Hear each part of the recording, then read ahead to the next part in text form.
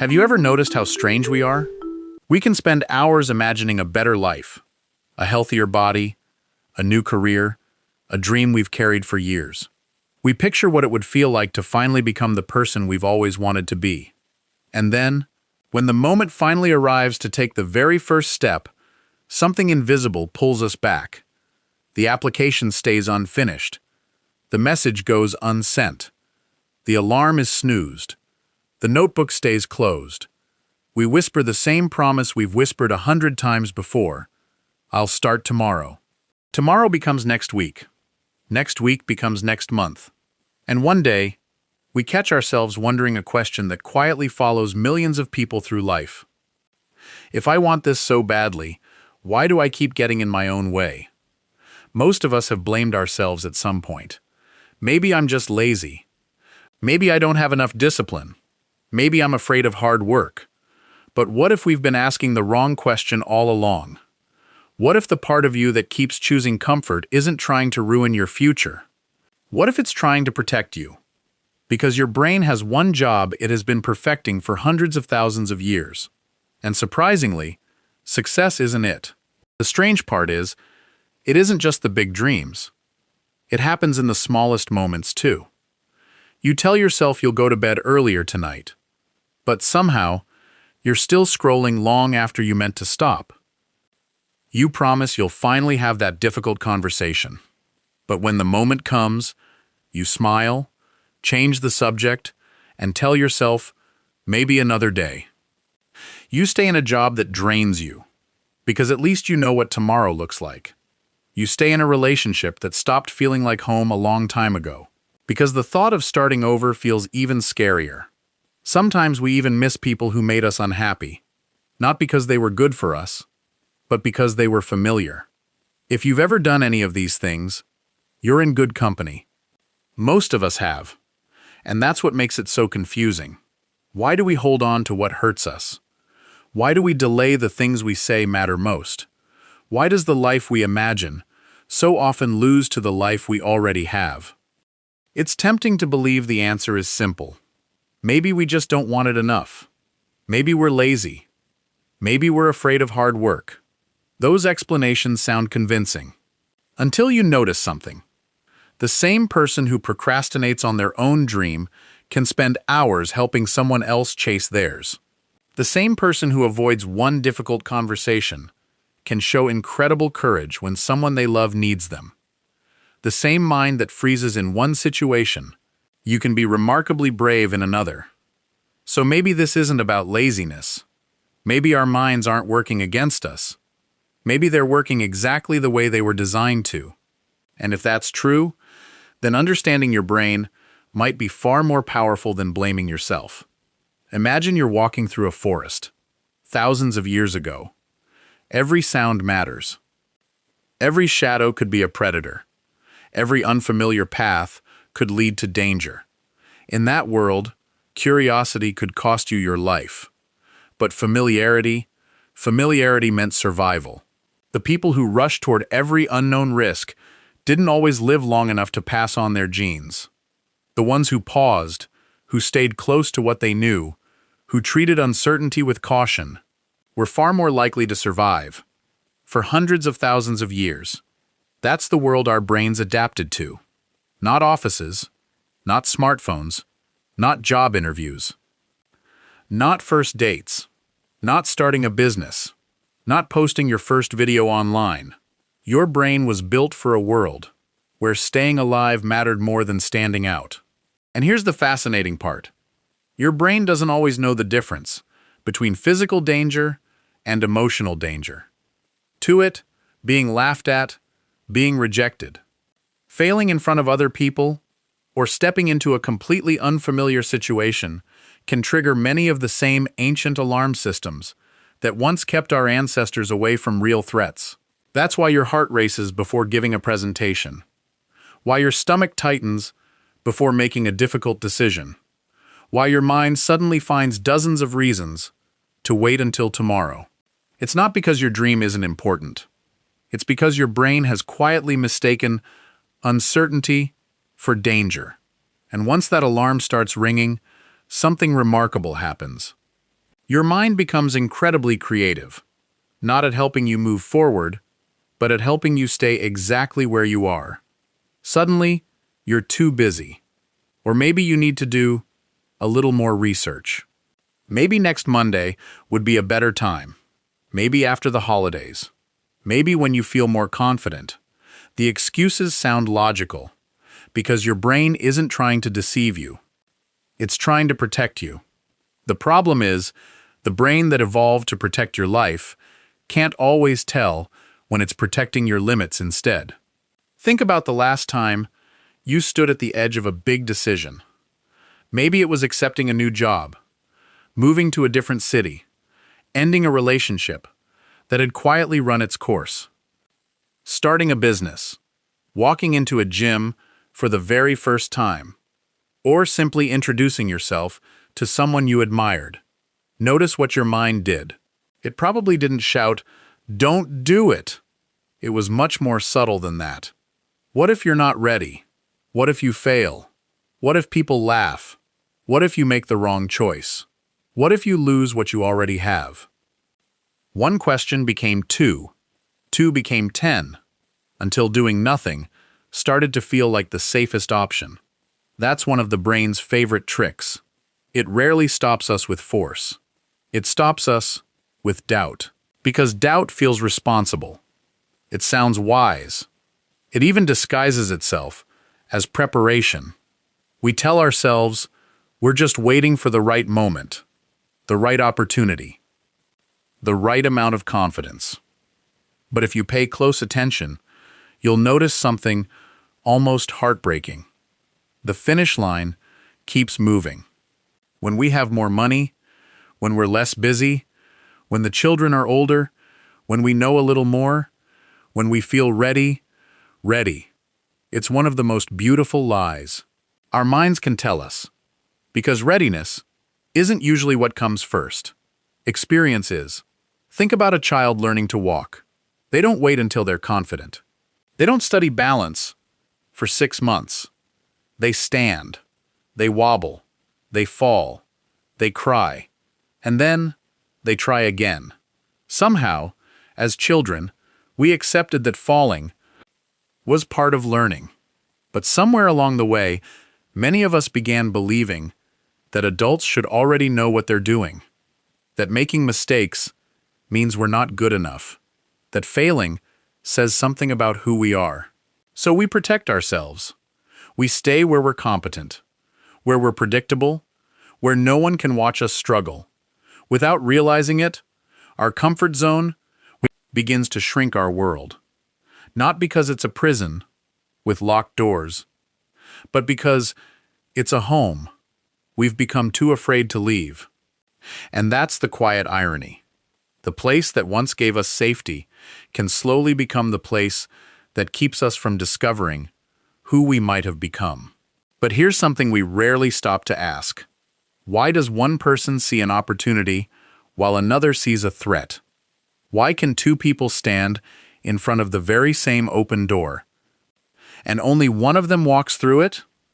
The answer often begins long before either of them grows up, long before the job interview, long before the relationship, long before the dream. It begins in childhood. Imagine two children learning to ride a bicycle. The first child falls. Their parent runs over, smiles, brushes the dust from their knees, and says, "That was a good try. Let's see if you can go a little farther this time." The child doesn't hear, "You failed." They hear, "Falling is part of learning." Now imagine another child. They fall, and before they can even stand up, someone says, "I told you this would happen. Be more careful. Maybe this isn't for you." Neither parent is necessarily trying to cause harm. Most are simply passing on the fears they inherited themselves. But to a child's brain, those moments become lessons, not just about bicycles, about life, about mistakes, about risk, about themselves. Slowly, without realizing it, we begin collecting invisible rules. Don't embarrass yourself. Play it safe. People will judge you. Stay where you're accepted. We carry these rules into adulthood, so quietly that they no longer sound like someone else's voice. They sound like our own. That's why two people can face the exact same challenge and feel completely different emotions. One thinks, this might be difficult. The other thinks, this might prove I'm not good enough. The situation is the same. The story inside their minds is different. And here's the remarkable thing. Your brain isn't protecting you from reality. It's protecting you from the reality it learned to expect. If your past taught you that mistakes lead to shame, your brain will avoid mistakes. If your past taught you that rejection is unbearable, your brain will avoid rejection. If your past taught you that staying small keeps you safe, it will quietly encourage you to stay exactly where you are. Not because that's where your future is, but because that's where your past survived. And perhaps that's one of the hardest truths about being human. Many of the battles we fight as adults were never chosen by the adults we've become. They were inherited by the children we once were. The good news is, our brains are remarkable at learning, but they're just as remarkable at relearning. Think about the first time you drove a car. You probably gripped the steering wheel a little too tightly. Every turn demanded your full attention. Every mirror felt important. Every sound made you wonder if something was wrong. It was exhausting. Not because driving was impossible, but because it was unfamiliar. Now think about someone who has been driving for years. They hold conversations. They listen to music. Sometimes they arrive home and barely remember the journey. What changed? The road didn't become easier. Their brain simply stopped treating it as a threat. The unfamiliar became familiar. And that's how growth quietly works. Not through one giant leap, but through repeated moments that teach the brain, we've been here before, and we survived. This is why courage is often misunderstood. We imagine courageous people as fearless, but look closely at the people you admire. The entrepreneur who finally launched the business, the artist who shared their work, the student who returned to school after years away, the person who walked away from a relationship that no longer felt like love, the friend who finally asked for help. None of them were guaranteed success. None of them knew exactly what would happen next. The difference wasn't that they felt no fear. The difference was they stopped waiting for fear to disappear. They understood something many of us spend years trying to learn. Fear is not always a warning. Sometimes it's simply the feeling of standing at the edge of a life you've never lived before. And maybe that's why the moments that shape us rarely feel comfortable while we're living them. The conversation that saved a relationship, the apology that healed a family, the first day at a new job, the decision to leave an old identity behind. None of those moments begin with certainty. They begin with a heartbeat that's just a little faster than usual. A voice that whispers, "What if this doesn't work?" But another voice, quieter, almost impossible to hear, asks a different question. What if it does? Perhaps growth isn't about silencing the first voice. Perhaps it's about finally giving the second one a chance to speak. Maybe that's the quiet lesson our lives keep trying to teach us. The goal was never to eliminate fear. If we waited until we felt completely fearless, most of us would never begin. Instead, life seems to ask something much smaller. Can you take one step while you're still uncertain? One conversation, one application, one apology, one decision, one beginning. Because every time you do, you're teaching your brain something it couldn't have learned any other way, that the unknown isn't always dangerous, that mistakes aren't always disasters, that rejection isn't the end of your story, that discomfort isn't the opposite of growth. It is often the doorway to it. And maybe, years from now, you'll look back at the moment that changed everything. Not because it was dramatic, not because you suddenly became fearless, but because, for the first time, you chose not to let fear make the decision for you. The truth is, your brain will probably always offer you the safer path. That's what it was built to do. It will always be a little more comfortable to stay where you are than to become someone you've never been. There is nothing wrong with that. Your brain isn't your enemy. It's an old guardian doing the job. It learned thousands of generations ago. The only problem is that it doesn't know the difference between a hungry predator and a new opportunity. It doesn't know that the presentation you're afraid to give, the dream you're afraid to chase, the conversation you've been avoiding, or the first step you've postponed for months, could become the very moments that shape the rest of your life. So the next time your mind whispers, stay where it's safe. Ask yourself a different question. Is this really danger? Or is it simply something I've never done before? Sometimes, that single question is enough to loosen fear's grip. Not because the fear disappears, but because understanding it changes your relationship with it. Perhaps that's what it means to grow. Not becoming someone who never feels afraid, but becoming someone who understands that fear doesn't always deserve the final word. Because your comfort zone was never meant to be your destination.